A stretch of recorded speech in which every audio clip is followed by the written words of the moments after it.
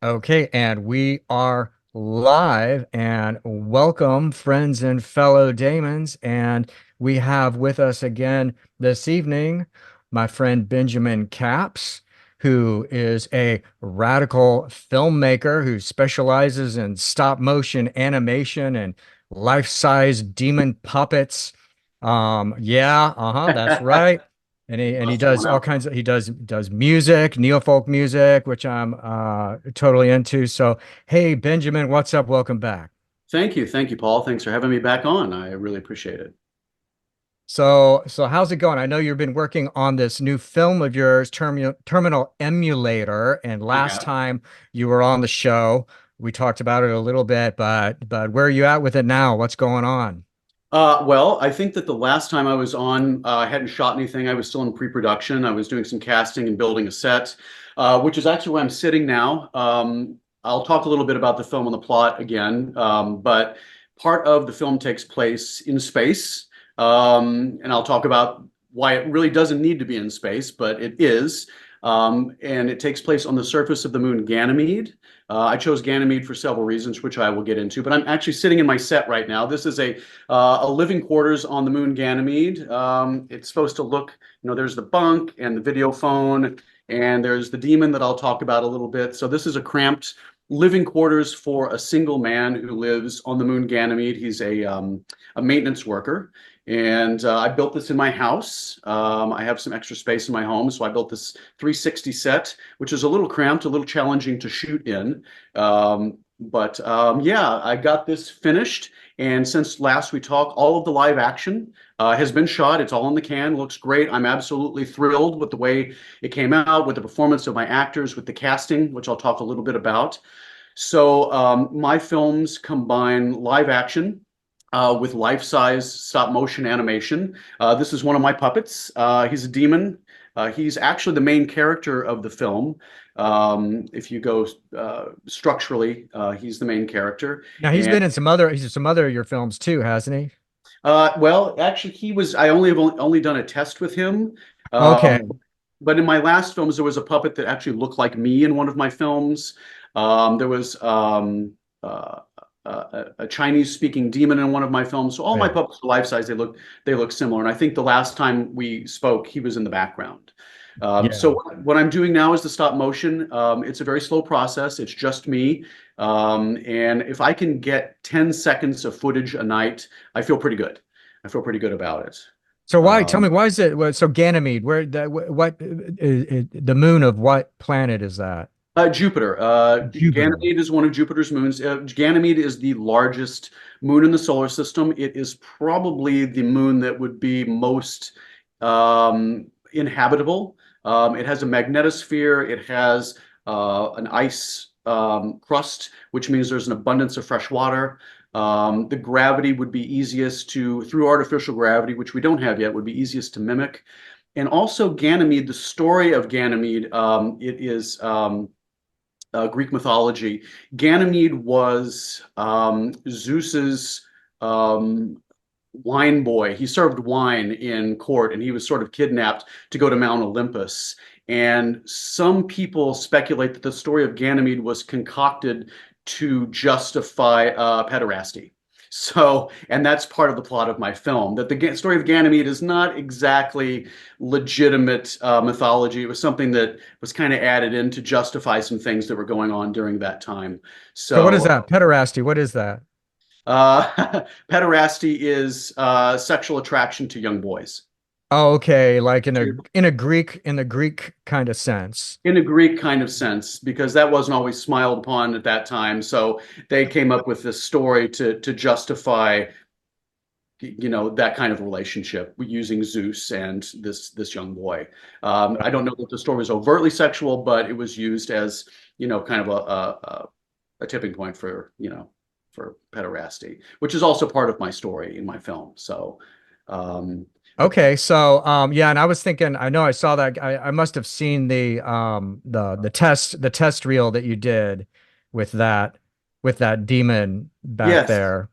yeah, I did a test reel to make sure because there's a lot of lip sync in this. The puppets actually talk, and syncing up a voiceover with a puppet in stop motion is pretty challenging. So I wanted to make sure that I could actually do that before I got involved, because this is a very dialogue heavy film.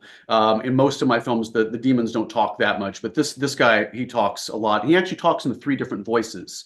Um, Part of the plot of my film revolves around the concept of quaternity, which is a Jungian term about completion or wholeness, and four aspects creating balance that Jung talks about quite extensively. So I only have 15 minutes of time in my film to convey these ideas, but this demon has three different entities inside of it battling for control. And it speaks in three different voices. One of the voices, it speaks French.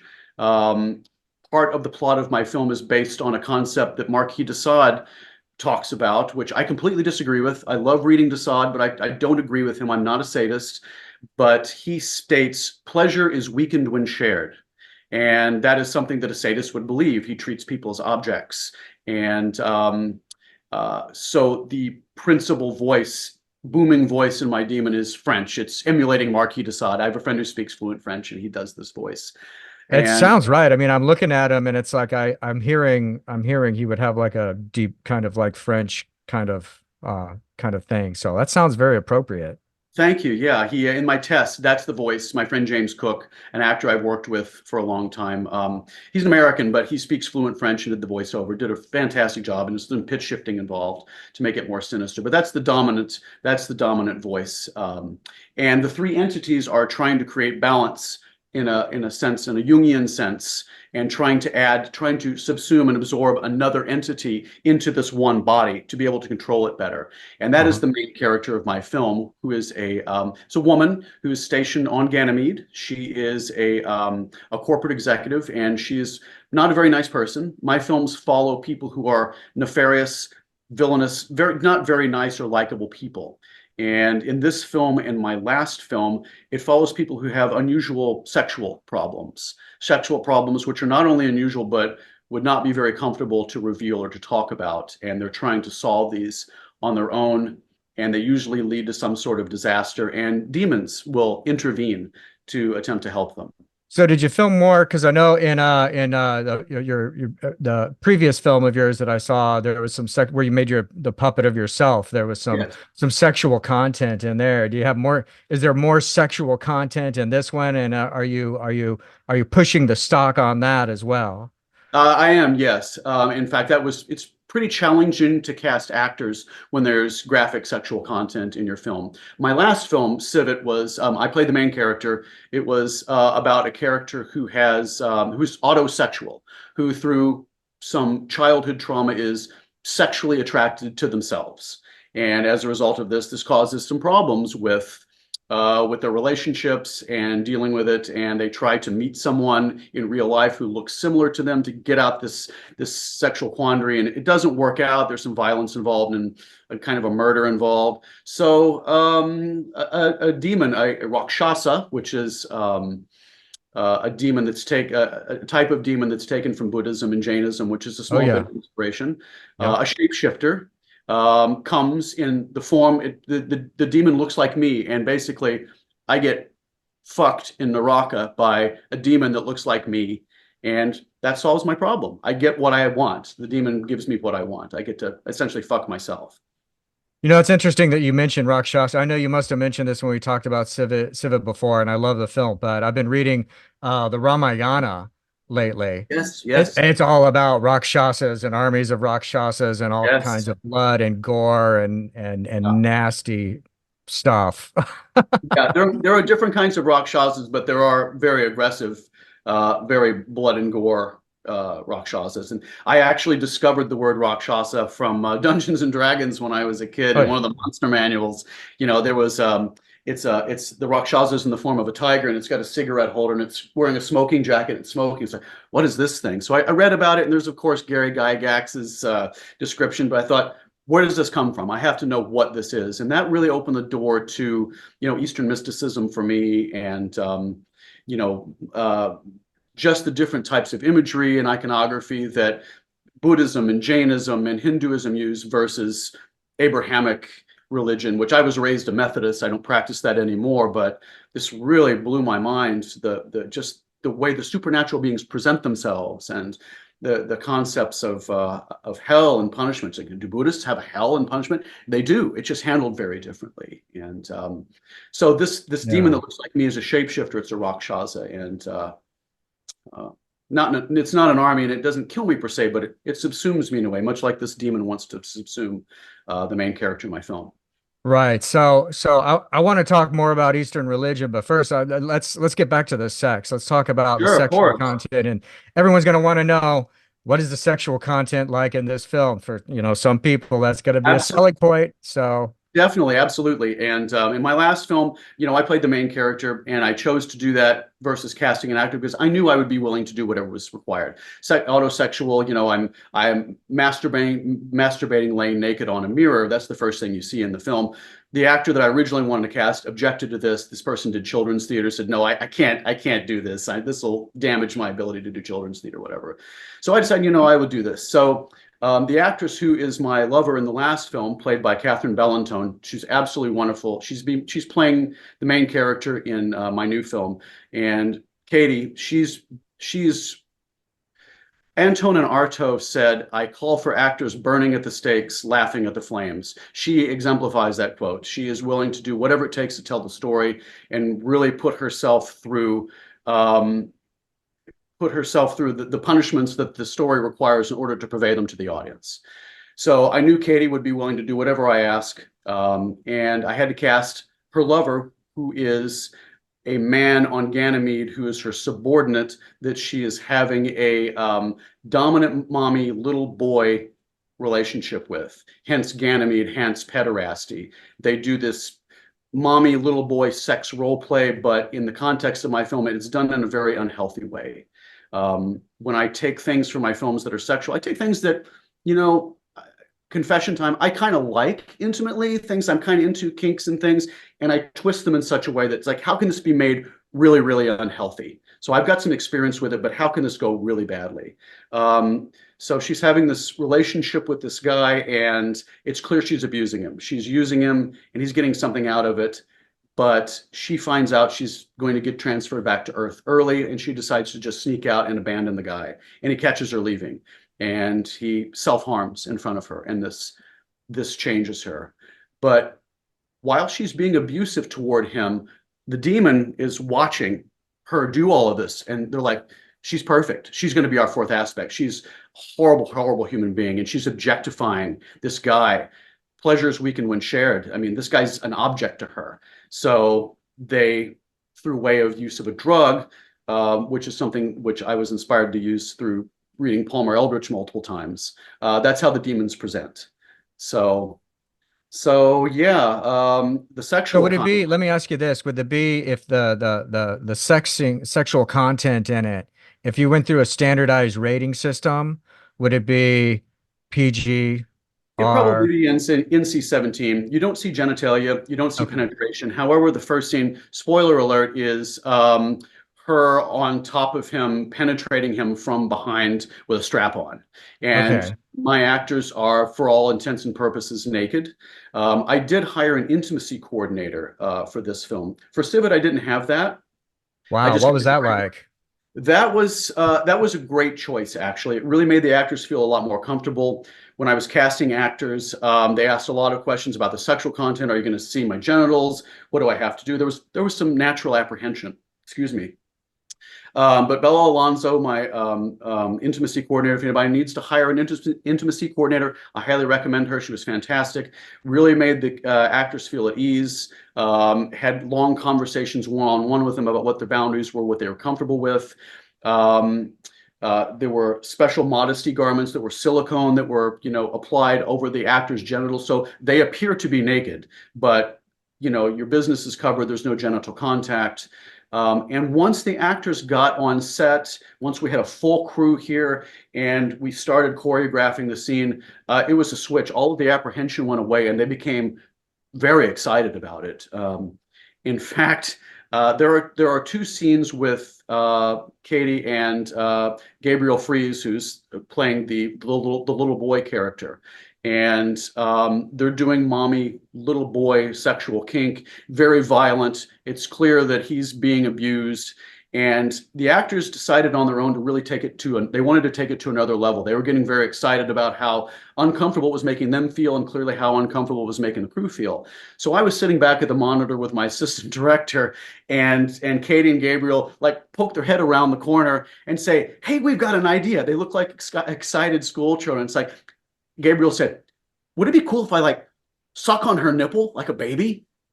My jaw hit the floor. I was like, Like, "Yeah, that's great. Of of course. course it would. Oh my God, you have to ask." But it was so adorable. They looked like school kids. And I looked at Katie and I said, "Are you comfortable with this?" She's like, "Oh yeah, of course. This is really going to take it to this next level." It's like, "Is our intimacy coordinator okay with this?" "Yeah, she's great with it." So they did, and made it a lot more grotesque. If I'm watching my own material on the monitor and I'm feeling like ookie, I know it's, if I'm feeling something, I know it's going to sell. And they really, really took it to the next level. And as I'm editing the film and watching it now, it really blows me away what they're doing. Wow. Yeah, I can't wait to see it. I feel like I've seen like some test clips of it because a lot of the scenes that you're describing, it's like um uh, didn't you have like some test or some I've basic. been putting, yeah, I've been putting some little test things and some still images up. Right, Uh, right. And it's just like as you describe it, it's like I just have these, I don't know, maybe it's just I have the images like flashing in my head, but it just sounds like it has such a cool atmosphere, such a dark atmosphere to it. And you the way that you have this ability to create these total atmospheres thank in your previous things that I've seen that just are chilling and just communicate so much. And then the fact that there's this storyline in it that is like so unique and engaging and just immediately starts raising questions. So I want to ask you a little bit about your set design, and you got this like beautiful one like right behind you. Like how do you create all this? Do you choose like every little thing? Are you involved with every little every aspect of it, every detail of it, or does someone else give you input, or how do you put all that together? How did all that Uh, actually come that's a together? great question. It's really entirely me until the day I shoot, and this isn't fair because I do collaborate with people beforehand. But in terms of my production design, my set design, I'm doing this all by myself. I've essentially built a room within a room here. I spend a lot of time at Menards. I don't know if where you live, if you have Yeah. Menards, but the hardware store. Mhm. It's my favorite hardware store. It's set up in such a way that's really good for You save big money at pay big Menard. money. I do. I always do the rebate stuff. You actually do. You get some money back. They really entice you back in. But I just walk around Menards and look for things that look futuristic. And I have like let's see if you can see like over here on the wall. There's some HVAC stuff here. Those are gutters that are ribbed, and there's one of my puppets here. So I just look for things that are ribbed or corrugated, and just I like burned orange. I like 70s aesthetic. So I have some burned orange carpet squares that I found, and so all of this is just I just kind of make it up as I go. Which is scary because I don't sometimes know what my next step is going to be. But And where's that built at? Is that in a studio somewhere or? right now, my house is a four flat. It's a 4 unit apartment building. I used to live here with my former girlfriend and a guy I did music with, but they no longer live here. So this is the living room of my ex-girlfriend's apartment. So it's empty. Okay. So I have all of the space. It's kind of nice. Okay. So And there's it's your home. So you live in this area. I do. Somebody joked that I should have an Airbnb where I allow people to live on Ganymede for a night and stuff. So Yeah. I don't know. I don't know. Once you get close to this, you can tell that there are a lot of flaws and imperfections. But on camera, it looks pretty convincing. And in front of me, you can't see it, but there's a big porthole. And we did green screen, and you're going to be able to see the surface of Ganymede and Jupiter in the background of that. So Oh, I'm excellent. working on my green screening technique. Okay, so then you'd mentioned earlier it's in space, but it doesn't have to be in space, and you're going to tell me why. It doesn't, yeah. When I go to film festivals and I show my films, people look at it and say, okay, we really like the 70s, aesthetic and the like old technology stuff, but from the story you're telling, it doesn't really have to be that way. Why are you doing this? And it really just comes down to, it just turns me on. I really like old Cronenberg. I like 70s sci-fi, and I like Burned Orange. I like a 70s vision of the future, like what we call stunted technology now, because I was born in the 70s and in the early 80s. That's when I first started getting excited about stuff, and technology seemed really fascinating. So that really sort of burned in my brain. Yeah, the story I'm telling doesn't have to be in space. I just wanted it to. I really wanted to build. I should have brought it down here. I'm building a spaceship model, and we're going to do like the old 60s Star Trek. We're going to have it with a green screen. We're going to have Jupiter. The Juno probe that NASA sent to Jupiter recently got some great 4K public domain footage of Jupiter. So we're going to have that in the background. So, yeah, I think it just adds another layer of excitement. It That's may be awesome. what I'm doing isn't really even maybe sci-fi. I don't know, but I call it that. I really want it to be sci-fi. So, Yeah, it feels sci-fi to me. There's no doubt about it. This is thank this you. is this is sci-fi. This is hardcore sci-fi. And I've got to share something with you. Please. You mentioned Star Trek. So Yeah. where I live, there's a channel that shows at night. It shows it goes into Star Trek mode, and it shows 60 Star Trek, followed by Next Generation Star Trek, and then all the other stupid ones that like come out that come on after it. But I watched for a while. I watched regularly. I watched 60 Star Trek, which I've grew up on already. Love it. So, And then I watched Next Generation, which I watched a bit of when I was in college.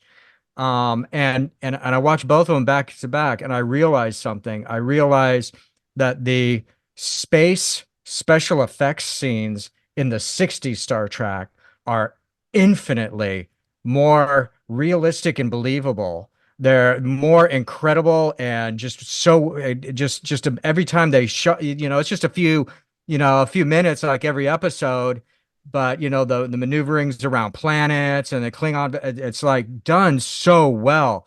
And the Next Generation and everything after it sucks so bad I because they agree. CGI everything, Agrees. and it's like you're watching all of a sudden it turns into a cartoon. And So at the jarring. time, everyone thought, "Oh, this is so like cutting edge and ahead of it." But you know what? It's not. Actual like devices and stuff, and use of lighting and just trying to make things how it would look if you were like there is just it lasts. It has more in my opinion has way more staying power than any of the CGI stuff does. So Definitely. that's And when they that's my remastered rant all on the old that. 60 Star Treks and put them on Netflix, they redid the ship orbiting all the spaceship stuff. Now it's CGI. They cut out all the stuff Yeah. that they did in the 60s, which is in my opinion, just a slap in the face to those original artists that did that. Shame on them. There Yeah, was a yeah. reason they did it because of upscaling, but I think they could have worked around that. They should not have changed that. Oh, that's horrible. It's So horrible. that's a big part of the reason I wanted to put a spaceship in this. It's only going to be like 10 seconds of spaceship, but it's an homage to something that really touched me as a child. So Right. So, okay, so you got space scenes, you got spaceship scenes. Is there any dog fights? no, no, the spaceship is just a solar cruise ship. It's just a ship that Okay. is carrying the main character back to Earth. But she does. There is a scene that takes place in a lavatory, and I've built the lavatory set across the way here. So I've got another space. So there are two sets that I built. There's a bathroom, and then there's this. And part of the film takes place on Earth, which is in her other lover's living room, which is actually my living room upstairs. So everything was shot completely in my house, which saves a lot of money. Wow. Yeah. That's awesome. So speaking of nudity and Eastern religion, when you mentioned the Jainism influence, I had to say, well, about the only thing I know about Jainism is Jainists get to be naked all day, for their whole life, and what a religion. Right, Um, exactly. so Nudity is a big part of that. so Kind of an antithesis to Christianity when nudity was seen as, in the Garden of Eden was seen as a bad thing. Right. So could you talk more about the influences, how those influences like the Eastern Jainism in particular I'm interested in. What is the connection with that?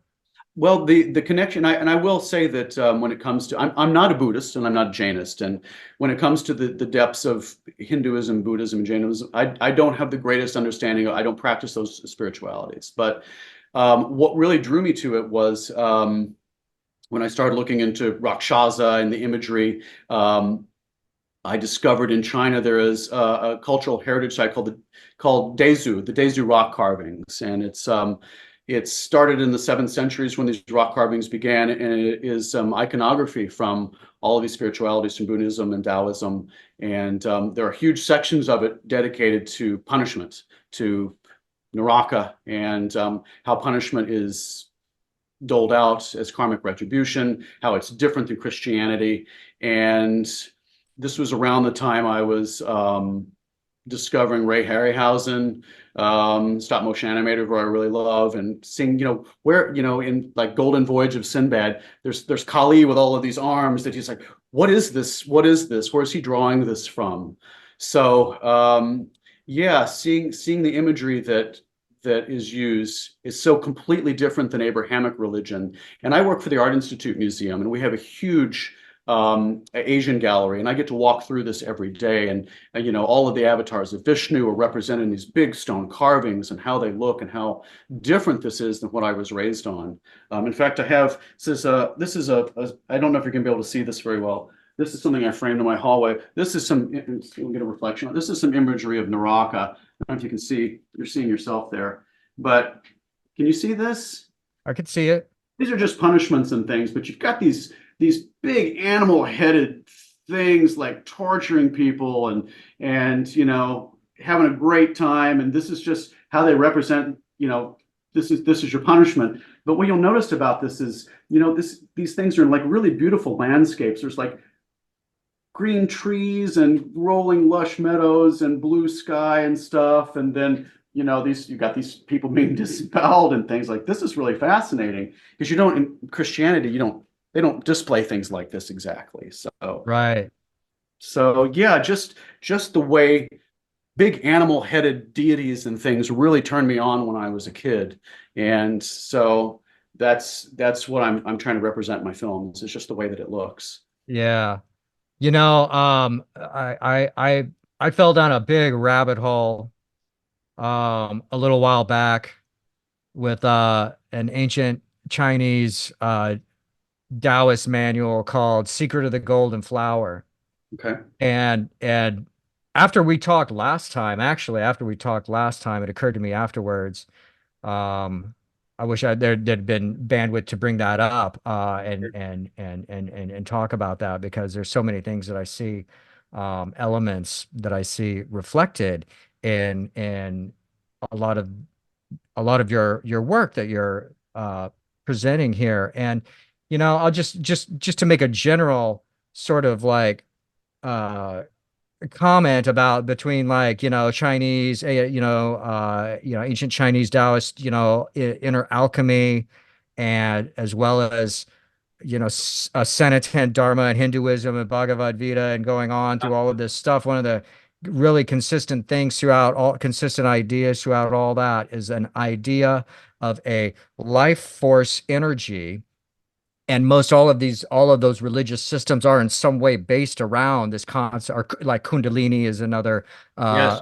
term for this, I'll just make it the back. based around this idea of a life force energy that is also is connected, like, it's like cosmic and everything, but within us as human beings, it's connected with our sexuality. Yes. It has a relation to sexual energy, and then, if you're familiar with, Wilhelm Reich and orgone theory, which, I have a feeling you are, then it starts to, like, you start to see that there's this thread. And that's kind of the one thing that there was probably early on in Christianity. There's probably something like that, but it got turned into Holy Spirit, and it got turned into only the church can, like, the church just controls all of Oh, that. absolutely. You don't do anything with that on your own, right? Right. Which, that's the whole purpose, is to do something with it on your own. You have to go through the work of building your soul by yourself. No one's going to do it for you, kind of thing. But Sure. Yeah, sexual energy is extremely powerful, and I've incorporated that into my personal left hand magic practice. I've done sex magic, and it's amazing what happens. I mean, when you incorporate that into ritual practice, how that brings about what you want based on the ritual that you're doing. I was shocked. Um, yeah. Yeah, no, and it's and that comes through in your films too. I mean, in you know, Civet is like this is like a big sex magic ritual in one sense. It's like a cybernetic, you know, Neo Tokyo kind of like sex magic ritual. I mean, the you know, autosexual aspect of it, that's a part of it, and it's very intense. Very Yes, intense stuff. yeah, when the demons present, it's there's some drug use, and then the demons are there, and then it cuts back to the main character having sex with her other partner, and the demons influence what's happening during the sex, and it's not good. It's they're trying to teach her a lesson that she should abuse her partner, and she doesn't do it in the right way, so they make her do it again.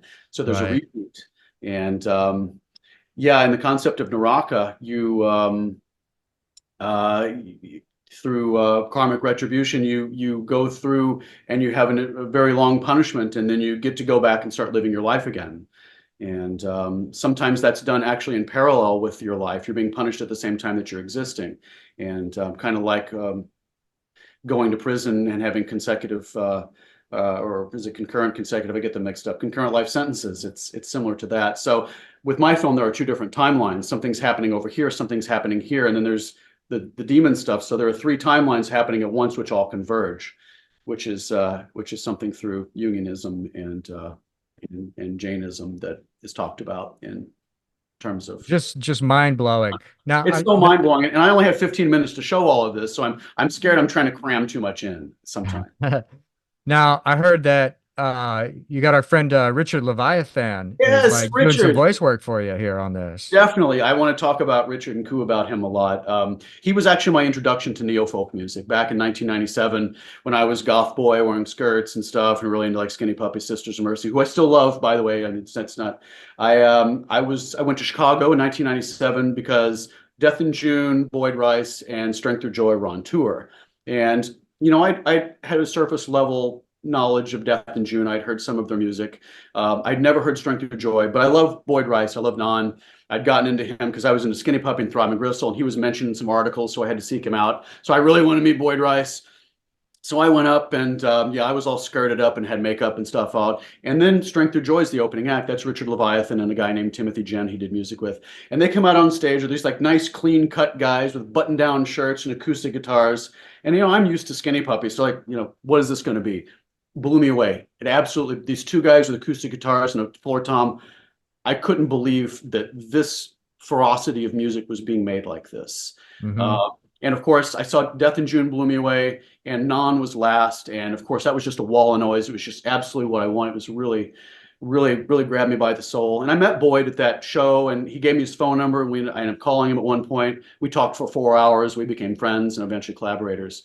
But that is what made me decide to stop doing, you know, electronic music. I was trying to be Kevin Key. I wasn't very good at that kind of music. So, but I got an acoustic guitar and some stuff, and I started writing some neo-folky style songs. And Strength Through Joy had an address in their record. So I just made a CD and sent a nice letter to Richard Leviathan, and I got a great response from him. What a nice guy. He sent me this really nice response. Got his phone number. He was in Australia, or no, he was in England at the time. We talked on the phone, really nice guy. We ended up collaborating over the years. I ended up collaborating with Death in June, of course. I sent Douglas some stuff. Super nice guy. Boyd and Douglas and Richard did so much for my neo-folk career. If it wasn't for them, I would not have gotten to where I was as a musician. But fast forward to now, Richard's doing some other things now. He's writing some fiction, writing some prose and some odes, and doing some voiceover work. So I said, because he wrote a story, a fictional story, where he mentions having an American friend who's this weird filmmaker. So he kind of hinted that's kind of based on me. That made me feel really good. So I said, hey, I'm doing this film. I've got a little bit of voiceover. It's actually the announcement on the solar cruise ship. It's the captain of the ship making an announcement. You've got such a beautiful voice. Would you be willing to do that? He said, absolutely. So he sent it to me. It's amazing. It sounds so good. That's Uh, awesome. I'm thrilled to be able to collaborate with someone from that art form in this art form. I'm able to bring my art forms that I've done over the years together. Yeah, that is excellent. Really great guy. And also, there's another musician named Axel Menz, who's in the band Hecate. Um, I played at the Wave Gothic Festival in 2012 with my band Luftwaffe, and he was there. I was a big fan of his music. I got to meet a lot of people at that show. Everybody was there. It was kind of crazy. I got to meet the Enslaughter Natives guy. Met all sorts of cool people there. But Axel was there. The Hecate show was fucking kick-ass, and we kind of became friends. And I went to Germany and hung out with him, and he actually is now going to do the German voice for this puppet. So Oh, cool. yeah, he's kind of branching out now and maybe doing something kind of theatrical. So I'm hoping the theatricality that I'm introducing to these folks makes them want to do some more stuff, and I can work with them more in that way. It feels really good. That's so awesome. No, I'm Yeah, so glad. I mean, you're bringing together so many really wonderful influences into your creation here, and I'm so excited to see the final result. Now, I got to thanks. ask you. So I Yeah, put up I'm using my background here, Palmer Eldritch, Palmer Eldritch. from Philip K. Dick's The Three Stigmata of Palmer Eldritch. Yes, In honor of the last time we talked, we had a conversation about that. So, we did. have you made any progress on getting the rights to produce this film? Well, funny you mentioned that. Well, yeah, Palmer, I have my copy here. This is my original Doubleday copy of Palmer Eldritch. Um, the book has a lot of story problems, but it's my favorite book, hands down. It's exactly the kind of sci-fi I like. I've read it probably 10 times. I actually, in 2007, long time ago now, for fun, adapted it into a screenplay. There's a screenplay of this that I wrote. I can't show it to anybody because I don't own the rights to it, but I've always fantasized about, in my style, like this proto-70s style, directing this. I realize I'm not Philip K. Dick. It is not my story. It's not my thing. But I just saw, I guess, a couple of months ago that Netflix acquired the rights to it. Oh And God. yeah, that scares me to death. No, it may come out great, but my heart sank when I saw that. It's like, Oh okay, dear. because I'm a filmmaker and I'm making some progress, but frankly, I'm kind of a nobody right now. But I found out who the head of programming was for Netflix. I got their email address. That took some doing, and I sent them a very nice email. I sent them links to all my film. Just, hey, it's my favorite book. I've already scripted this.